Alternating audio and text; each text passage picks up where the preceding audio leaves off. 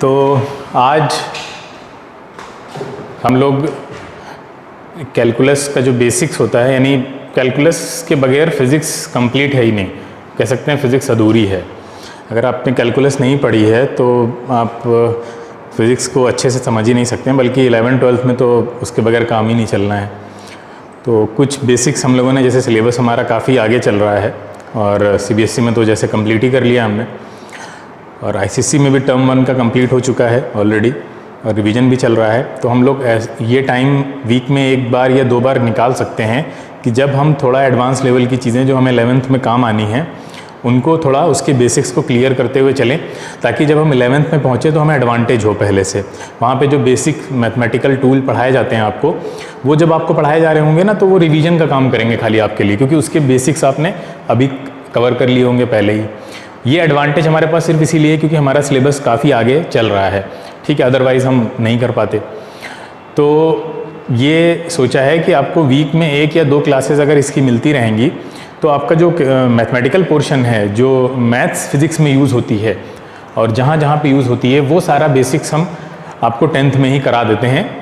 और उसमें जो भी आपके डाउट्स वगैरह होंगे वो भी आप आसानी से क्लियर कर लेंगे अभी, ताकि आप जब आप 11th में जाएं तो वहाँ पे आपका 11th बहुत अच्छा निकलेगा फिज़िक्स में खासकर, ठीक है। मैथ्स में जो मैथ्स का पोर्शन पढ़ाया जाएगा वो एक अलग चीज़ है, वो तो आप पढ़ेंगे ही, लेकिन मैथ्स में जो पढ़ाया जाता है उसमें फ़िज़िक्स को ध्यान में रखते हुए नहीं पढ़ाया जाता है। कैलकुलस आप मैथ्स में भी पढ़ेंगे, डिफरेंशिएशन, इंटीग्रेशन सब कुछ पढ़ेंगे मैथ्स में 11th में जब आप जाएंगे, लेकिन वो लोग फिज़िक्स को ध्यान में रखते हुए वो चीज़ें नहीं पढ़ाएंगे आपको, अलग ही अप्रोच के साथ पढ़ाएंगे। और जो बच्चे मैथ्स नहीं लेने वाले हैं 11th में, जिनको आगे मेडिकल लाइन में जाना है, तो उनको तो आगे वो मैथ्स में वो चीज़ें नहीं करनी, वो फिज़िक्स में ही पढ़ाई जाएंगी।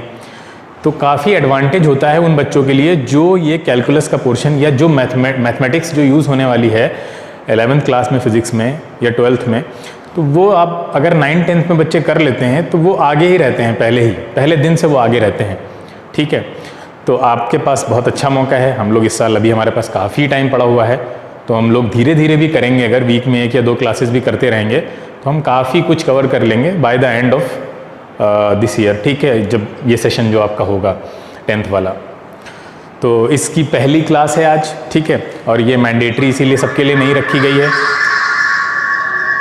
जो किसी बच्चे का माइक ऑन है, ज़रा ऑफ कर लो बेटा, किसका ऑन है देखो ज़रा, ठीक है। चलिए फिर स्टार्ट करते हैं। तो इसकी क्लासेस बीच में ऐसी होती रहेंगी रैंडमली, इसका कोई अभी शेड्यूल नहीं फिक्स हो पाया है। हर वीक में जब भी होंगी ऐसे ही आपको मैसेज चला जाएगा और आप लोग, जो लोग ज्वाइन होना चाहते हैं वो हो जाएंगे उसमें, ठीक है बेटा। देखो, हम सब जानते हैं कि मान लीजिए अगर एक हाइट से अगर हम किसी चीज़ को नीचे गिराते हैं, सपोज करिए ये एक क्लिफ है और इस क्लिफ से हम एक बॉल को नीचे गिरा रहे हैं, तो बॉल को जब हम नीचे गिरा रहे हैं तो किस फॉर्मूले से हम उसका डिस्प्लेसमेंट निकालते हैं बताओ ज़रा। हम लोग अभी हमने मोशन पे काफ़ी सी वीडियोस किए थे, काफ़ी लेक्चर किए हैं, बताओ ज़रा किस फॉर्मूले से निकालते हैं। यहाँ से ये बॉल नीचे आ रही है, ये ऐसे आना ही है इसको नीचे, ठीक है। तो हम सब जानते हैं कौन सा फॉर्मूला, जैसे कि अभी बताया,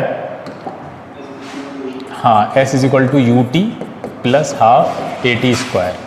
ध्यान से सभी बच्चे सुने, बिल्कुल बेसिक, बिल्कुल स्क्रैच से हम आपको बता रहे हैं कैसे यूज़, कैलकुलस का यूज़ आया कैसे, आखिर कैलकुलस क्यों आई, फिज़िक्स में क्यों उसको हम इतनी मैथ्स यूज़ करते हैं। तो ध्यान से देखो, ये बॉल यहाँ पे था।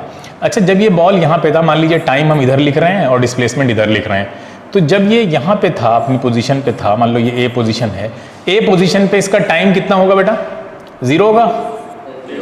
अच्छा, डिस्प्लेसमेंट कितना होगा, वो भी 0 होगा उस पॉइंट पे, क्योंकि रेफरेंस पॉइंट तो वही बना रहे हैं ना, तो वहाँ पे तो डिस्प्लेसमेंट 0 होगा।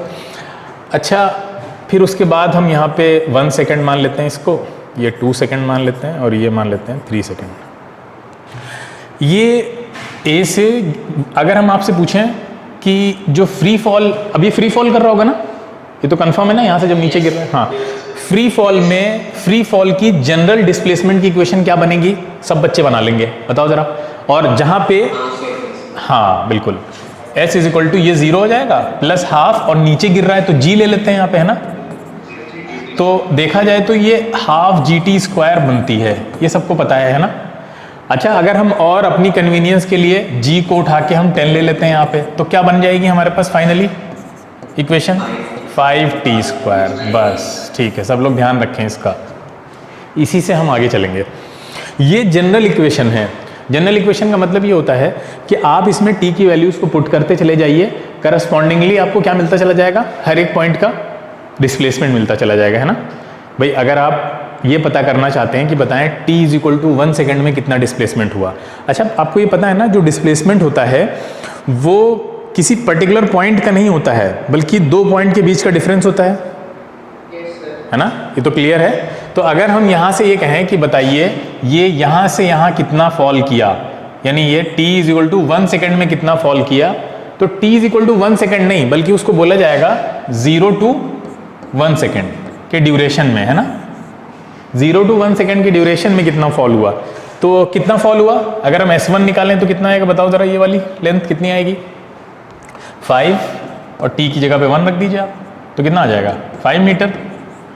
तो इसका मतलब ये A से यहाँ तक इस B पॉइंट तक कितना फॉल कर गया 5 मीटर, ये 5 मीटर है। क्लियर है इतना। अच्छा, इसी तरह से अगर हम A से नीचे आते हैं, बताइए 2 सेकंड में कितना फॉल किया होगा, तो S2 कितना आएगा, S2 5 इंटू टी स्क्वायर को 2 रख दीजिए, तो कितना आ जाएगा 20, तो ये 20 मीटर हो गया। सिमिलरली ये कितना हो जाएगा S3 कितना हो जाएगा 45, S3 आ गया 45।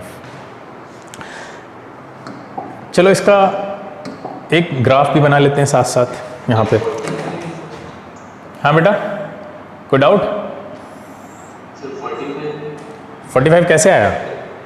यहाँ पे 3 रखिए, 3 3 ज़ा 9, 9 5 ज़ा 45, t इज इक्वल टू 3। हाँ, तो ये आपका ग्राफ बना लेते हैं। ग्राफ में हम यहाँ रख देते हैं टाइम, और टाइम को हम सेकंड में ले रहे हैं। ये 0 हो गया आपका, ये यहाँ पे, हाँ ये हो गया 1 सेकेंड, ये हो गया 2 सेकेंड, ये हो गया 3 सेकेंड। इधर हम डिस्प्लेसमेंट ले लेते हैं, तो इसको किनारे कैसे करें, अच्छा ठीक,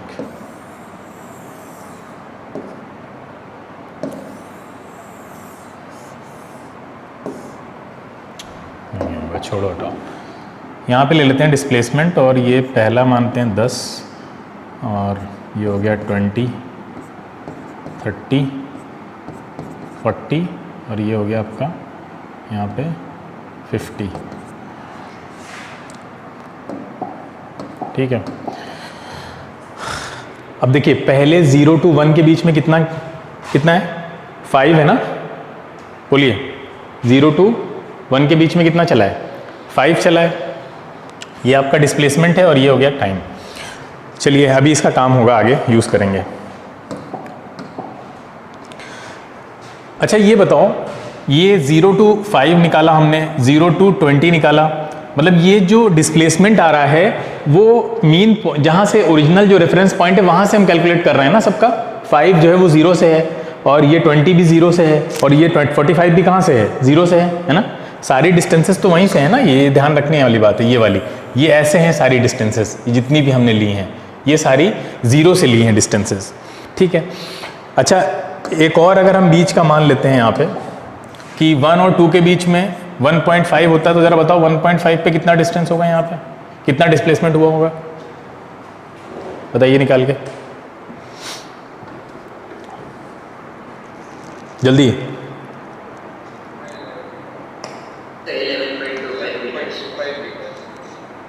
11.25 सभी का आया। यहाँ पे आप t की वैल्यू रखेंगे ना, t की वैल्यू रखेंगे कितना 1.5, उससे निकल के आ रहा है कितना 11.25। देखो सभी का आ रहा है। हाँ, अब ये हमने ग्राफ बना दिया। अच्छा जो हमने ग्राफ बनाए हैं उसको अगर हम ग्राफ पे नहीं नहीं अभी चलेगी, रहने दीजिए, छोड़ दीजिए। हाँ हाँ कोई बात नहीं, ठीक। नहीं मैथ्स की नहीं है, नहीं कैंसिल है, ठीक।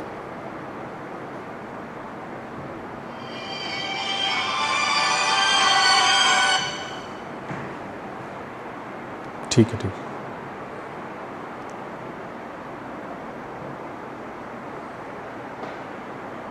चलिए छोड़िए, रहने दीजिए। चलिए ग्राफ पे वापस आ जाते हैं। आइए ग्राफ पे देखिए, पहले सेकंड में कितना चला है बेटा? 5 ना। 5 कहाँ पे आएगा? 5 कुछ यहाँ पे आएगा ना, ये वाला देखो, पहले सेकंड में 5। दूसरे सेकंड में कितना चला है? 20। ये देखिए 20 कहाँ पे आएगा?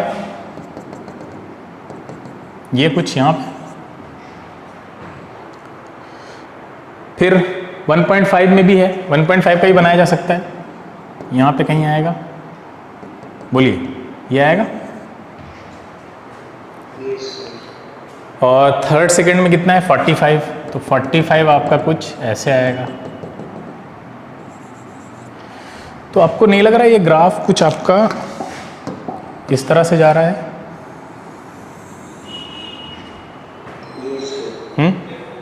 बोलो, क्लियर है?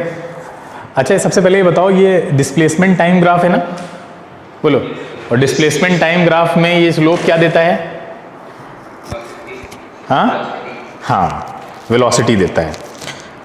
अच्छा अगर हम ग्राफ से हट के वेलोसिटीज़ को कैलकुलेट करना चाहें तो हम कैसे करेंगे? देखिए ध्यान से, हम वेलोसिटी कैसे कैलकुलेट करेंगे? हम थोड़ा मिटा देते हैं इसके लिए।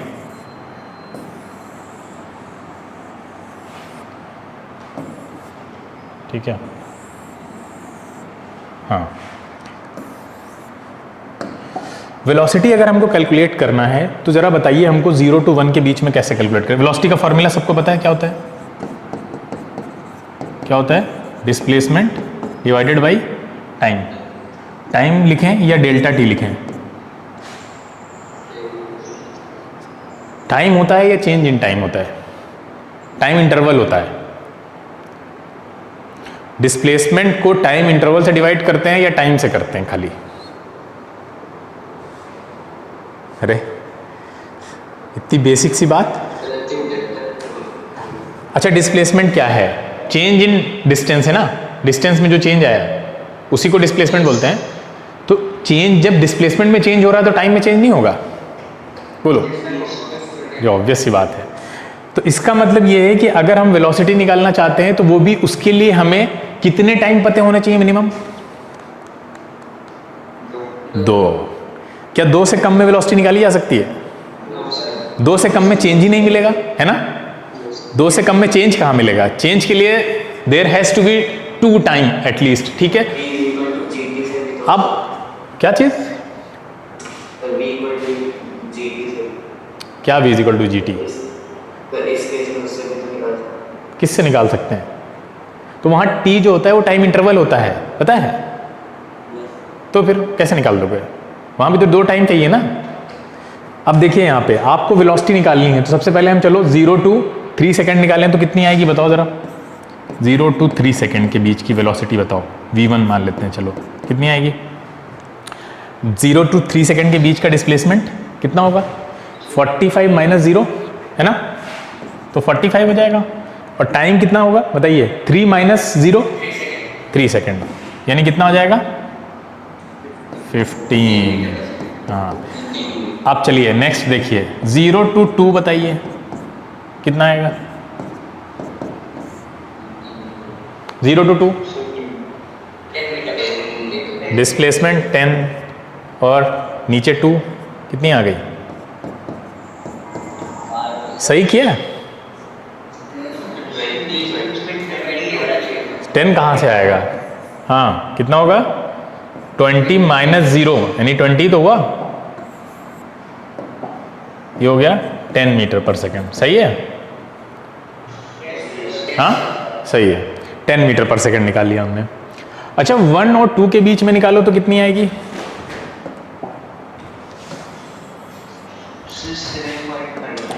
1 और 2 के बीच में कितनी आ रही है?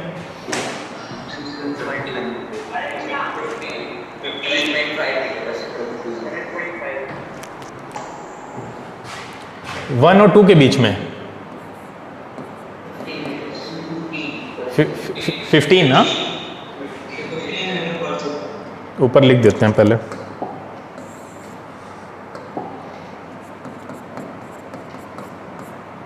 v3 तो 1 और 2 के बीच में डिस्प्लेसमेंट की गैपिंग कितनी है 15 और नीचे 1 आएगा 15 मीटर पर सेकेंड। अच्छा 1 और 1.5 के बीच में निकालें, 1 और 1.5 के बीच में कितनी आएगी v4, 1 और 1.5, 1 एंड 1.5, हाँ 12.5 सही कह रहे हैं ये। 1 एंड 1.5 के बीच में ये गैपिंग कितनी है 6.25, 6.25 डिवाइडेड बाई 0.5 कितना आएगा ये 12.5।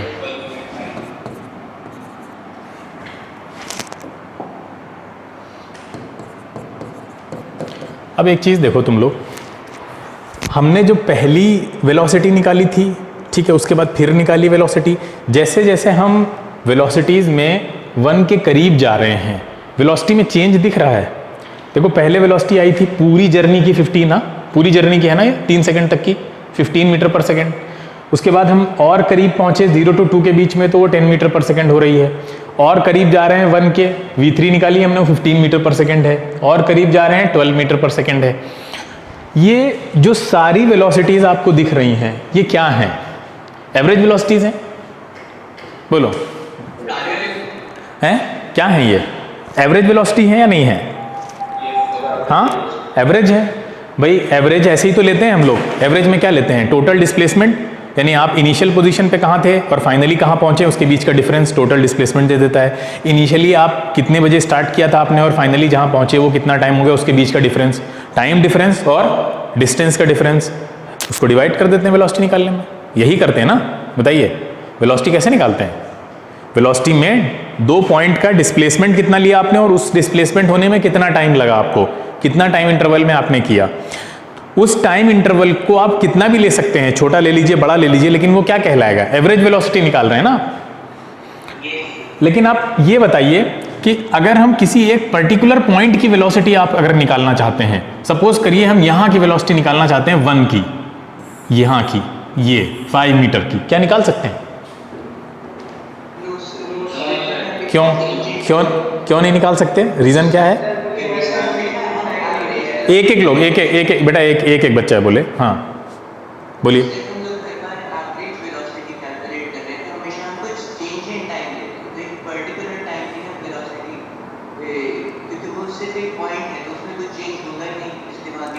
और कोई बताएगा? हाँ सही है, और कोई बच्चा कोई और तरह से बताना चाहे? कोई नहीं, यही बताना था सबको।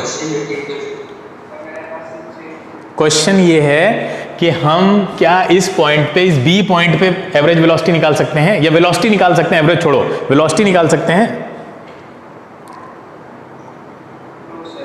क्यों?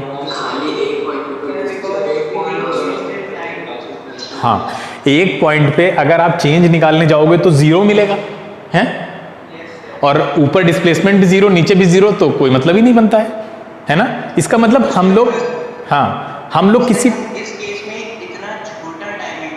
नहीं वो सब चीज़ें नहीं पूछनी है अभी। जो अभी तक की अंडरस्टैंडिंग है उसके रिगार्डिंग पहले समझ में आना चाहिए ना कि हम क्यों नहीं निकाल सकते। ये नहीं समझ में आया तो फिर आगे कैलकुलस नहीं समझ में आएगी। पहले इतना समझो सभी लोग कि हम क्यों नहीं निकाल सकते, फिर उस पर आएंगे कि क्या तरीका निकाला गया है। हम नहीं निकाल सकते ना, क्योंकि अगर हम निकालने जाएंगे तो डेल्टा टी 0 आएगा ना, और वेलोसिटी में डेल्टा टी चाहिए हमको, और डेल्टा टी नहीं चाहिए बल्कि ऊपर डिस्प्लेसमेंट में भी चेंज चाहिए ना। डिस्प्लेसमेंट अपने आप में ही चेंज को दिखा रहा होता है, डिस्प्लेस होना। तो आप किसी पर्टिकुलर पॉइंट की वेलोसिटी निकाल लें तो वो पॉइंट तो कहीं से डिस्प्लेस हुआ ही नहीं ना, एक आदमी वहीं खड़ा हुआ है बी पे, और आप कह रहे हैं इसकी वेलोसिटी बताओ बी पे हम वेलोसिटी कैसे बताएंगे, नहीं बता सकते है ना। बोलो, जैसे हम एक और एग्जांपल देते हैं आपको। जैसे कोई आदमी गाड़ी चला रहा था और गाड़ी चलाते हुए आप आए दिन सुनते हैं एक्सीडेंट हो जाता है। तो अगर हम आपसे पूछें कि ये बताओ जिस टाइम पे किसी इंसान का एक्सीडेंट हुआ है गाड़ी चलाते हुए, तो वो एक्सीडेंट उसकी एवरेज वेलोसिटी की वजह से हुआ होगा या किसी और वेलोसिटी की वजह से हुआ होगा? क्या उसके लिए एक्सीडेंट के लिए एवरेज वेलोसिटी रिस्पॉन्सिबल होती है या कोई और वेलोसिटी? एवरेज रिस्पॉन्सिबल होती है। अगर एवरेज रिस्पॉन्सिबल है तो इसका मतलब यह है कि फिर वो अगर 40 एवरेज निकल के आ रहा है तो जिस टाइम एक्सीडेंट हुआ उस टाइम भी 40 पे चला रहा होगा? नहीं, उस पर्टिकुलर जिस पर्टिकुलर मोमेंट पे एक्सीडेंट हुआ है उस टाइम पे जितनी वेलोसिटी होगी वो रिस्पॉन्सिबल है ना। बोलो भाई, ये देखा जाएगा ना जिस टाइम पे एक्सीडेंट हुआ है। मान लीजिए अगर दो लोगों में आपस में लड़ गए, आके चला रहे थे गाड़ी, अब वहां पे लोग FIR हो गई, पुलिस में चले गए, तो पुलिस वाले जो केस बनाएंगे या जो अदालत में केस सुना जाएगा वो एवरेज वेलोसिटी को देखेगा या जिस टाइम पे टक्कर हुई है उस टाइम की वेलोसिटी देखेगा? दोनों की। बोल, हाँ, जिस टाइम पे एक्सीडेंट हुआ है उस टाइम एवरेज वेलोसिटी तो हो सकता है दोनों की लीगली बिल्कुल सही आ जाए, जितनी चलानी चाहिए थी उनको 40 या 50 उसी में निकल के आ जाए, लेकिन कैसे डिसाइड होगा? जिस टाइम पे एक्सीडेंट हुआ है उस टाइम पे दोनों लोगों की वेलोसिटी क्या थी, उस पर्टिकुलर इंस्टेंट पे वेलोसिटी क्या थी। तो अभी हमने देखा कि पर्टिकुलर इंस्टेंट की वेलोसिटी तो निकल नहीं पाएगी, है ना। अभी देखा ना कैसे निकालेंगे। पर्टिकुलर इंस्टेंट पे आपको चेंज पता होना चाहिए, वेलोसिटी के लिए आपको चेंज इन डिस्टेंस यानी जिसको हम डिस्प्लेसमेंट बोलते हैं, और वो इंटरवल, छोटा सा टाइम इंटरवल जितना भी है, बोलो, नहीं निकाल सकते अगर आपको ये चेंज नहीं पता है। हाँ, तो ये हमारे आगे जो प्रॉब्लम आके खड़ी हो गई थी कि हम उस किसी पर्टिकुलर, जबकि आपको ये तो कंफर्म है ना कि हर एक पॉइंट के साथ उसकी एसोसिएटेड वेलोसिटी होगी, बोलो होगी ना। अगर कोई बॉडी यहां से यहां तक गिर के नीचे आ रही है तो उसकी एवरेज वेलोसिटी तो होगी ही होगी, लेकिन उसके अलावा हर एक पॉइंट पे तो उसकी एक पर्टिकुलर वेलोसिटी होगी, नहीं होगी? हाँ, तो वो पर्टिकुलर वेलोसिटी हम नहीं निकाल पाते हैं, इसीलिए हम वो इंस्टेंट वेलोसिटी नहीं निकाल पाते हैं। यहां ये सदियों से लोग इसमें परेशान थे कि यार ये कैसे निकाला जाए, कैसे किया जाए। यहां पे कैलकुलस आती है, जो कैलकुलस के बगैर ये काम पॉसिबल नहीं होता है। क्यों नहीं होता है वही अभी आप लोग खुद ही बताएंगे। अभी हमने आपसे कहा कि हमको इस बी पॉइंट की इंस्टेंट वेलोसिटी निकालनी है कि इसी पर्टिकुलर टाइम पे उसकी इस पार्टिकल की वेलोसिटी क्या होगी जो ऊपर से नीचे आ रहा था। तो आप कहेंगे कि हमको यहाँ पे चेंज चाहिए और हम चेंज नहीं बता रहे हैं, चेंज हमें पता ही नहीं है। चेंज के लिए आपको यहाँ पे कोई दूसरा पॉइंट चाहिए होगा, नहीं चाहिए होगा, जिससे आप चेंज निकालें? बोलो, चाहिए होगा, ऑब्वियस सी बात है। तो वो जो दूसरा पॉइंट होगा वो आप 1.5 को भी मान सकते हैं, 2 को भी मान सकते हैं, ठीक है, ऊपर 0 को भी मान सकते हैं। लेकिन इन सारे पॉइंट्स को मानने में दिक्कत यह है कि ये वेरिएशन बहुत हो जाएगा ना।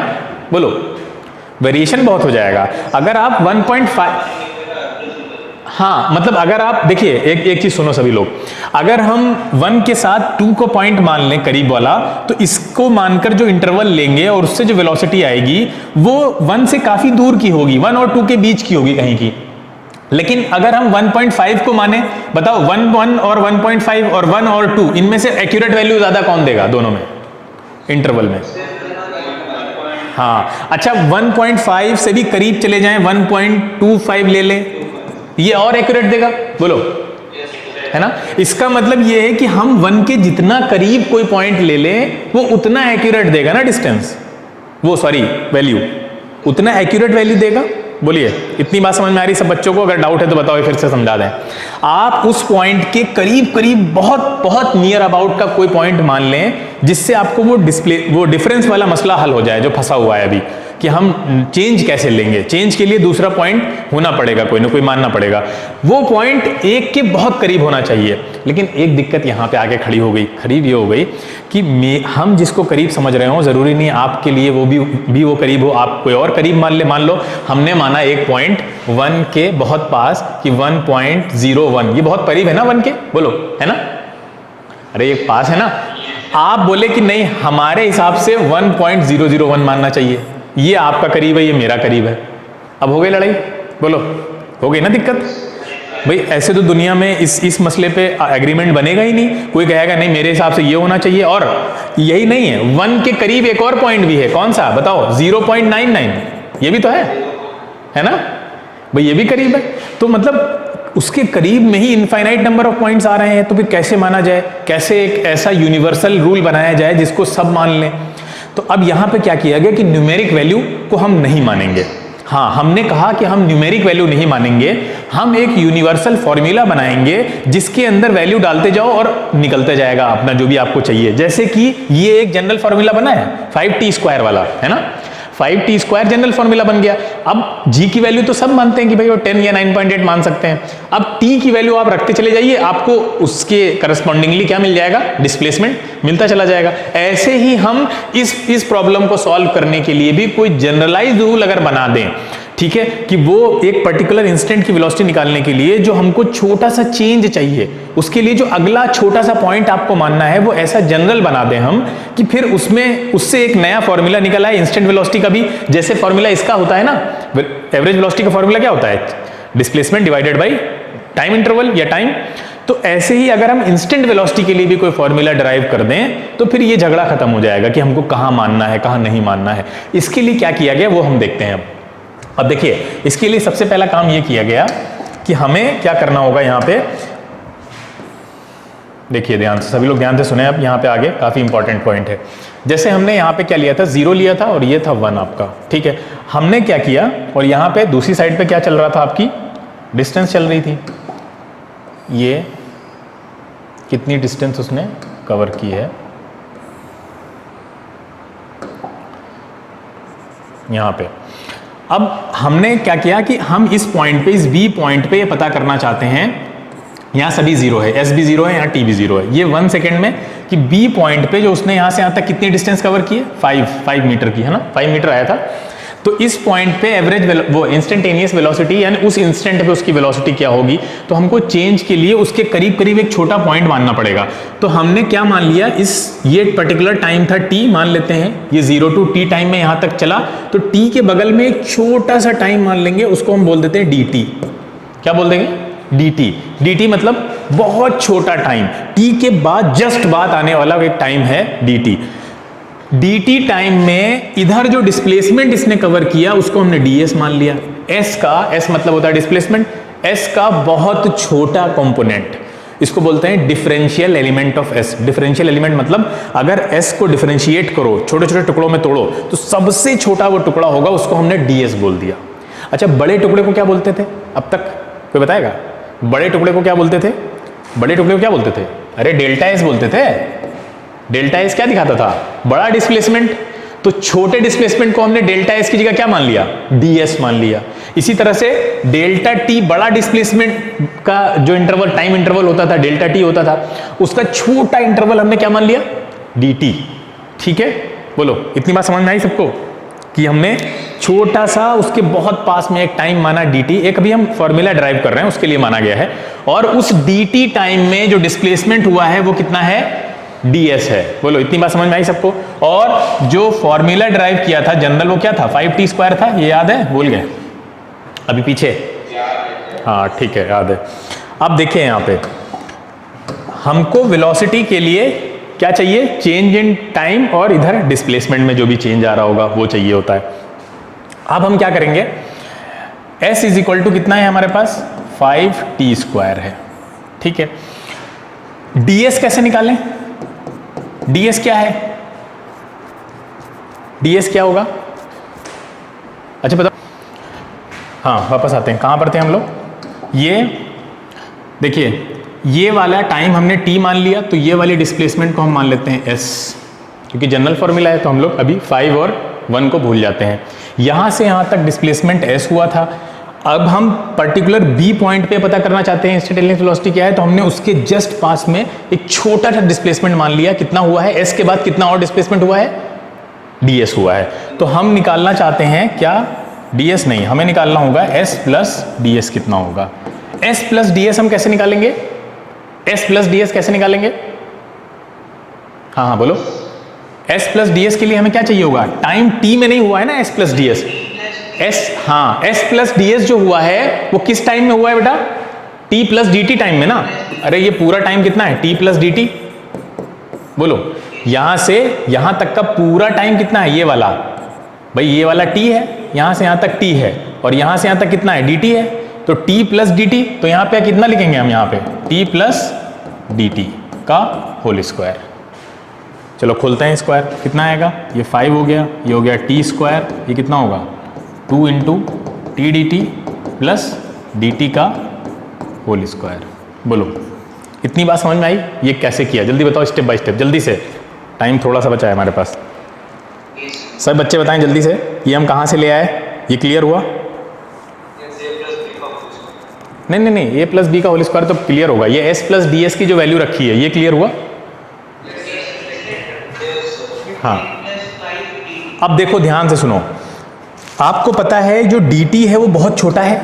बोलो dt बहुत छोटा है ना, बहुत छोटा टाइम माना है हमने। किसी छोटे टाइम का अगर स्क्वायर कर दें, टाइम ही नहीं किसी छोटी वैल्यू का स्क्वायर और छोटा हो जाता है। अरे यार 0.5 है, 0.5 वैसे ही छोटा है, स्क्वायर कर दो कितना हो जाएगा? 0.25 हो जाएगा, और छोटा हो गया है ना। तो छोटी वैल्यू का स्क्वायर और छोटा, यानी ये अल्टीमेटली इतना छोटा है कि इसमें क्या ही ऐड करेगा, इसको हम क्या कर लेंगे? 0 मान लेंगे, इसको हम नेग्लेक्ट कर देते हैं। अब तुम्हारे दिमाग में एक सवाल उठना चाहिए कि यार इसको भी नेग्लेक्ट करो, है ना, वो भी तो छोटा है। कितने लोगों के दिमाग में सवाल उठ रहा है कि इसको भी नेग्लेक्ट करो? नहीं उठ रहा है, क्यों? नहीं नहीं, अगर मान लो, अगर नहीं, अगर मान लो ये चीज़ नहीं है कि 2 से मल्टीप्लाई हो रहा है। एक चीज़ ये समझो कि कोई छोटी वैल्यू अगर किसी बड़ी वैल्यू में ऐड होती है तो कोई बहुत सिग्निफिकेंट अमाउंट नहीं बनेगा, लेकिन अगर उस छोटी वैल्यू को बड़ी वैल्यू मल्टीप्लाई कर दिया जाए तो, जैसे मान लो, बहुत ध्यान से सुने सभी बच्चे इसको, 1 लाख है, 1 लाख में आप 0.5 मल्टीप्लाई करें और 1 लाख में आप 0.5 ऐड करें,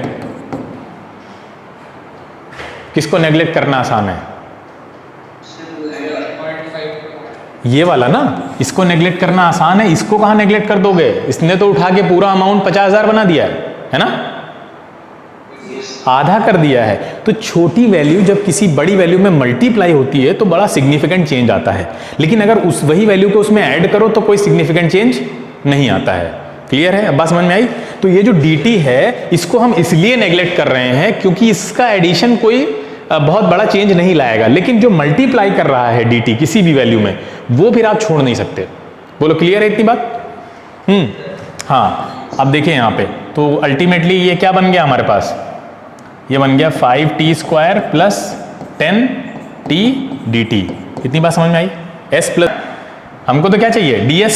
तो ds कैसे आएगा? ds कैसे आएगा? s plus ds minus s, इससे आएगा ना। चेंज चाहिए ना हमको तो चेंज की जरूरत है, वेलोसिटी में चेंज चाहिए होता है। तो बताओ भाई कितना आ जाएगा? वैल्यू रख दो दोनों की वैल्यू हमारे पास है। s प्लस ds की अभी हमने निकाली, 5t² plus 10t dt minus s कितना है? 5t²। तो बताइए जरा कितना आ जाएगा यहाँ से? ये कैंसिल, हाँ, तो ये आ जाएगा हमारे पास 10t dt। क्या ds और dt दोनों पता है हमें? हाँ पता है। चलिए फिर इंस्टेंटेनियस वेलोसिटी निकालते हैं। तो v इज इक्वल टू क्या आ जाएगा? ds बाई dt, है ना, यही आएगा। हाँ, तो ds कितना है? ds है 10t dt और नीचे क्या आएगा? dt। क्या कैंसिल हो रहा है? dt कैंसिल हो गया। फाइनली इंस्टेंटेनियस वेलोसिटी कितने का फॉर्मूला क्या आ गया? 10t जनरल फॉर्मूला हमने निकाल लिया है। यहाँ पे आप t की वैल्यू डालते जाइए, हर एक पॉइंट की वेलोसिटी मिलती चली जाएगी आपको। जैसे कि पीछे वाले में हमने देखा था, पीछे क्या था? अब अगर हम आपसे पूछें बताइए यहाँ की वेलोसिटी कितनी होगी? बताओ भाई, 10t फॉर्मूला आ गया है, यहाँ की वेलोसिटी कितनी होगी? हाँ, हर एक 50 नहीं भाई, टाइम की वैल्यू डालोगे ना, टाइम की वैल्यू डालो ना, तो डिस्प्लेसमेंट 10, हाँ 10 मीटर पर सेकेंड। इसी तरह से यहाँ 1.5 की निकाल सकते हैं, बोलो कहीं की भी निकाल सकते हैं ना। हमें t की वैल्यू दे दीजिए आप, हम निकालते चले जाएंगे। बोलो इतनी बात समझ में आई? इतनी बात से बच्चों क्लियर हुई ये वाला कि हमने 10t तक कैसे पहुंचे? ये हमने जनरल फॉर्मूला निकाल लिया इंस्टेंटेनियस वेलोसिटी का। ठीक है, इतना क्लियर है। अब हम इसको दिखाते हैं ग्राफ में, तुम्हें असली अंडरस्टैंडिंग अब शुरू होगी। देखो ध्यान से, ग्राफ में अगर हम इसको बताना चाहें तो जैसे 1 के पास आपको निकालना था, तो 1 के पास ये वाली जो ये पॉइंट आपने माना, ठीक है, ये पॉइंट आपने क्या माना था? बताइए कितनी दूरी पे माना था हमने ये पॉइंट? s डिस्टेंस पे ना, s डिस्टेंस पे माना था हमने पॉइंट ये। अरे ये पॉइंट क्या था, एस डिस्टेंस पे था यहाँ से, और इधर टाइम को कितना मान लिया था हमने, टी, बोलो टी टाइम माना था। इसके ठीक पास में, इसी पॉइंट के ठीक पास एक पॉइंट हमने यहाँ पे मान लिया, कितनी दूरी पे, बोलो, यहाँ पे dt टाइम लगा था उस पॉइंट तक पहुँचने में, और डिस्प्लेसमेंट कितना था, डिस्प्लेसमेंट कितना था, ये ऊपर वाला ds, यही था ना। इसको बड़ा करके बनाते हैं तब अच्छे से समझ में आएगा। यहाँ पे देखो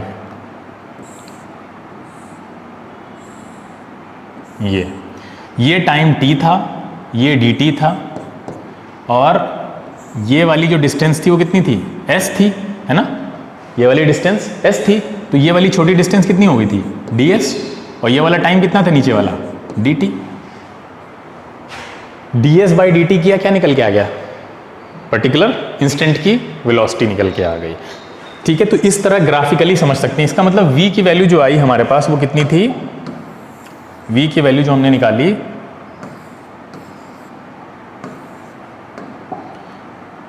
वो थी ds बाई dt, यही थी ना, ds निकाला, dt को डिवाइड कर दिया। इसको क्या बोलते हैं, जो भी हमने आपको पूरा इतना ड्राइव करके समझाया, इसको कैसे बोलते हैं, इसको बोलते हैं कि s जो आया आपका, s यानी ds जिसको हम डिफरेंशियल एलिमेंट बोल रहे थे, इसको इस तरह भी बोलते हैं कि s को अगर आप t के रेस्पेक्ट में डिफरेंशिएट कर दें तो आपको इंस्टेंटेनियस वेलोसिटी मिल जाएगी।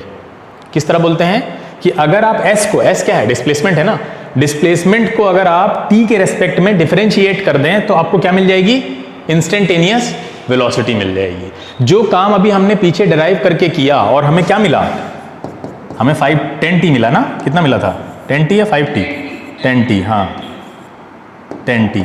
ये जो काम हमने इतना डिराइव करके किया कि पहले s चूज किया, फिर उसका डिफरेंशियल एलिमेंट ds चूज किया, ठीक है, s प्लस ds निकाला, उसके बाद ds निकाला, ds को dt से डिवाइड किया, तब वेलोसिटी आई। ये आपको हर एक केस में करने की जरूरत नहीं है, इसके लिए कुछ जनरलाइज फॉर्मूले ड्राइव कर दिए गए हैं। जैसे अभी हम यहाँ पे आपको बता रहे हैं कि शॉर्टकट तरीका क्या बताया गया इसको निकालने का, कि अगर आप s को t के टर्म में, टाइम के टर्म में डिफरेंशिएट कर दें तो आपको इंस्टेंटेनियस वेलोसिटी मिल जाती है ना।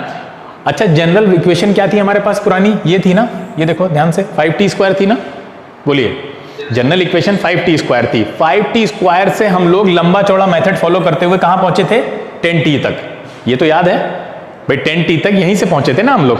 हाँ, अब इसको यहां तक पहुंचने का एक शॉर्टकट तरीका निकाला गया है, ठीक है, वो शॉर्टकट तरीका क्या है वो हम लोग अब देखते हैं।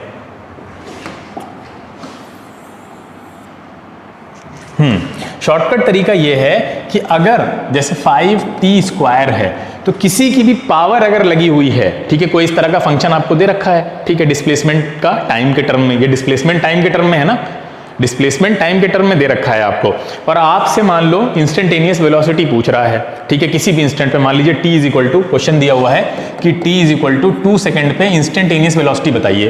कैसे निकालेंगे आप, डायरेक्ट रख देंगे, पुट कर देंगे, गलत हो जाएगा ना, बोलो।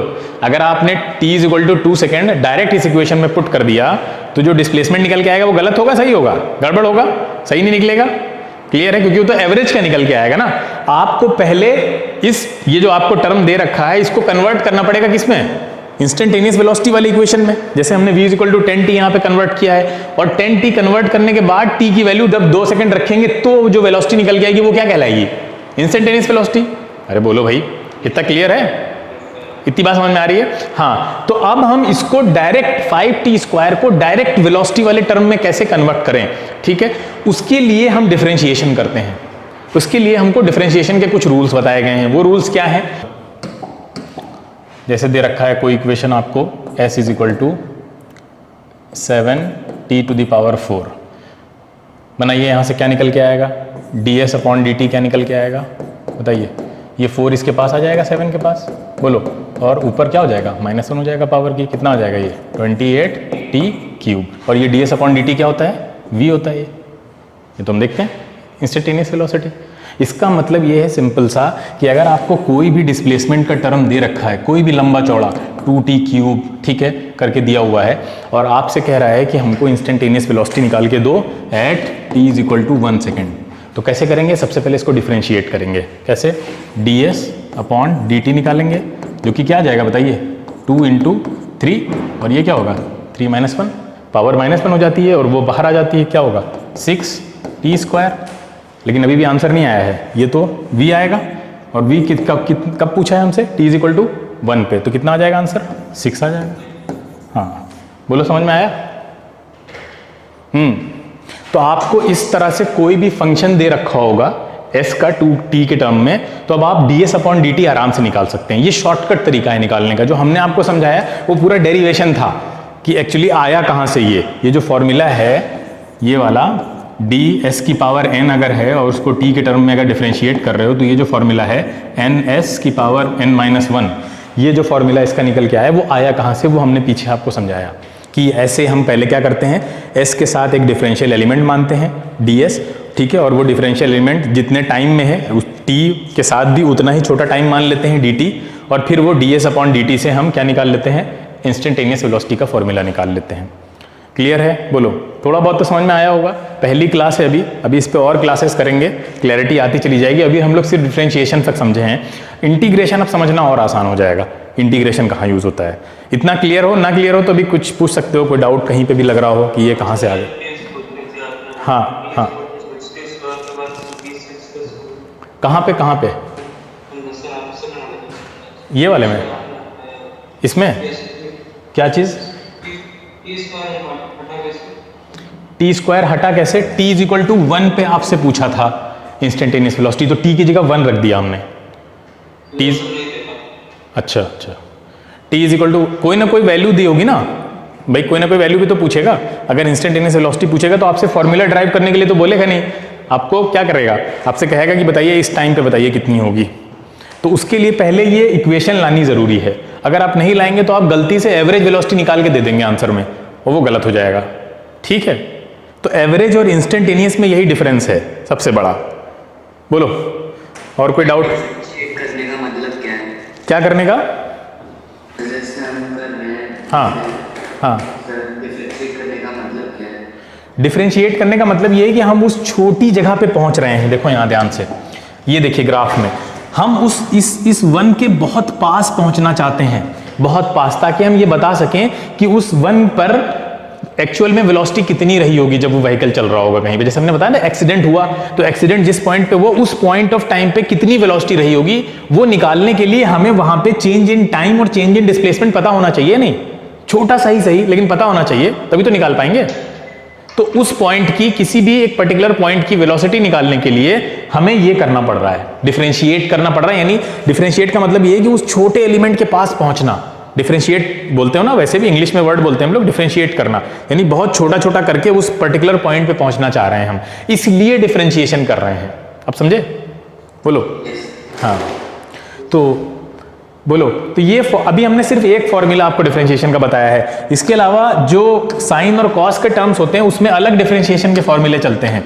साइन और कॉस में जैसे मान लीजिए आपको साइन और कॉस के टर्म में ऐसे दे रखा है कि ये बताइए इस तरह से करके dt करके, तो ये cos theta sine theta in सब के अलग फॉर्मूले हैं, वो तो याद ही करने पड़ते हैं, लेकिन धीरे धीरे सब याद हो जाते हैं, इतनी कोई दिक्कत की बात नहीं होती। पहले आप बेसिक क्रक्स समझें कि डिफरेंशिएशन की नीड क्यों है, हमें कैलकुलस की नीड हुई क्यों, कैलकुलस की नीड क्यों है हमें। सबसे बड़ी चीज़ क्या समझ में आई आज के लेक्चर से, कि कैलकुलस की नीड इसलिए है क्योंकि अब तक जो हम लोग जो कुछ पढ़ रहे थे, आप जिस तरह के, हाँ क्या कह रहे हो, हाँ नहीं, वेलोसिटी तो हम अभी भी निकाल रहे थे। क्या 9th क्लास में वेलोसिटी नहीं निकल रही थी, बोलो निकल रही थी। हाँ बिल्कुल, 9th क्लास में जनरली हम लोग इस तरह के ग्राफ से डील कर रहे थे। यहां निकालना आसान है ना भाई। यहां निकालना क्यों आसान है, क्योंकि यहां हर एक पॉइंट की वेलोसिटी सेम है ना। बोलो ये पॉइंट ले लो, ये ले लो, ये ले लो, ये ले लो, A B C, बोलो सब जगह सेम होगी। अरे यहां सब जगह सेम होगी ना। S और T ग्राफ निकाला, अब हमने कहा बताओ भैया इंस्टेंटेनियस वेलोसिटी बताओ। इस ग्राफ में इंस्टेंटेनियस निकालने के लिए कैलकुलस पढ़ना जरूरी है क्या? नहीं। क्यों? क्योंकि यहां की एवरेज और यहां की इंस्टेंटेनियस दोनों ही इक्वल होती हैं। हाँ सेम होती है, बिल्कुल सही बात। लेकिन दिक्कत कब आई? दिक्कत तब आई जब ये भाई साहब डांस करने लगे, है ना। दिक्कत तब आई जब यहां चेंज स्टार्ट हो गया। ये देखिए अब हर पॉइंट अलग अलग है, हर पॉइंट की वेलोसिटी अलग होगी, इस पॉइंट की अलग होगी, यहाँ की अलग होगी, यहाँ की अलग, यहाँ की अलग। हर पॉइंट की वेलोसिटी जब अलग होने लग गई तब हमें दिक्कत आई। कि यार चेंज, इसका मतलब कैलकुलस को जन्म देने वाला कौन है? चेंज। अगर एक वर्ड में बोले तो क्या है? चेंज। अगर ये चेंज ना होता तो कैलकुलस ना आती आज। और दुनिया में हर चीज चेंज हो रही है, आप देख रहे हैं, है ना भाई? कौन सी ऐसी चीज है जो चेंज नहीं हो रही है? तो कैलकुलस चेंज का दूसरा नाम है। चेंज को कैलकुलेट करना सिखाता है। एक चेंज को एक पर्टिकुलर टाइम पे जाके कैलकुलेट करना, यानी डिफरेंशिएशन आपको ये बता रहा है, और इंटीग्रेशन आपको बताएगा। जैसे भी हम आपसे कहते हैं कि ये वाला जो पहला वाला लिखा था हमने, बताइए इसका एरिया निकालिए। आप निकाल देते हैं ना, जीरो से, ये डी पॉइंट है, मान लो ये ई है, और ये यहाँ पे कोई पॉइंट एफ मान लीजिए। इसका एरिया आप निकाल सकते हैं? नहीं निकाल सकते हैं? बिल्कुल निकाल सकते हैं, है ना? हाँ बिल्कुल निकाल सकते हैं। लेकिन अभी हम आपसे कहें कि ये एरिया जरा निकाल के बताइए आप,